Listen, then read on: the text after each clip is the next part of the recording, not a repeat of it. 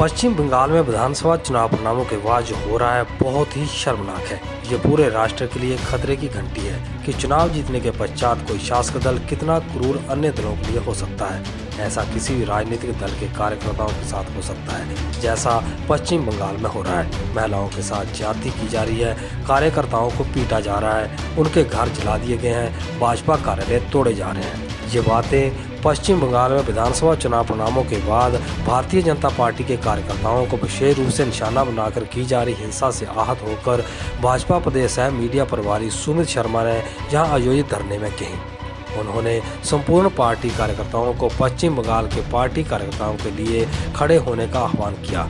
Covid नियमों की अनुपालन करते हुए धरने में 20 कार्यकर्ताओं ने भाग लिया और धरने पश्चात अतिरिक्त उपायुक्त के माध्यम से महामहिम राष्ट्रपति को मेमोरेंडम सौंपा।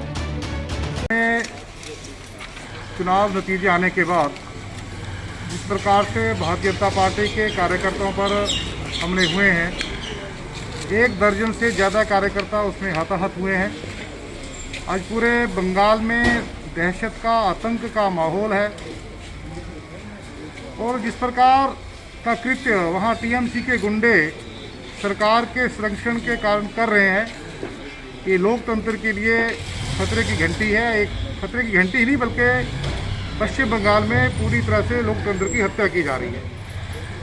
तो आज पूरे देश भर में टीएमसी के गुंडों के द्वारा जो हत्या की राजनीति पूरे पश्चिम बंगाल में की जा रही है, उसके विरोध में पूरे देश भर में भारतीय जनता पार्टी के कार्यकर्ता आइए धरना प्रदर्शन कर रहे हैं। कोविड नियमों को ध्यान में रखते हुए इसमें हमने 20 तक ही संख्या को निश्चित किया है। हालांकि कार्यकर्ताओं में बड़ा आक्रोश है, बड़ी संख्या में कार्यकर्ता आना चाहते थे, लेकिन हम नहीं चाहते कि जिस तरह से कोविड फैल रहा है हम ज़्यादा लोगों को इकट्ठा करें जिससे और लोगों को खतरा हो। उसको ध्यान में रखते हुए बड़ी सीमित संख्या में 20 तक ही हमारे कार्यकर्ता आए हैं। और आज हमने एसडीएम हरोली को ये ज्ञापन दिया है के माध्यम से महामहिम राष्ट्रपति महोदय तक ये ज्ञापन जाएगा और महामहिम राष्ट्रपति भारत सरकार उनसे निवेदन है कि ममता बनर्जी की जो सरकार है इसको तत्काल बर्खास्त किया जाए और धारा 356 का वहाँ पे प्रयोग किया जाए। पिछले कल और आज 2 दिन के लिए भारतीय जनता पार्टी के राष्ट्रीय अध्यक्ष स्वयं पार्टी के कार्यकर्ताओं के साथ इस संकट की घड़ी में उनका साथ देने के लिए स्वयं गए हैं।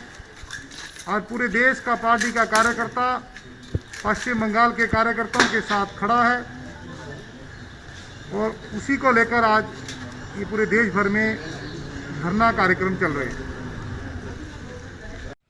मंडल हरोली की तरफ से आज जो धरना दिया गया है, बंगाल में भारतीय जनता पार्टी के कार्यकर्ताओं पर जो ममता टीएमसी जो कुठाराघात कर रही है, उनके ऊपर हमले कर रही है, उनके वहाँ की बहनों के ऊपर बलात्कार करने की कोशिशें की है।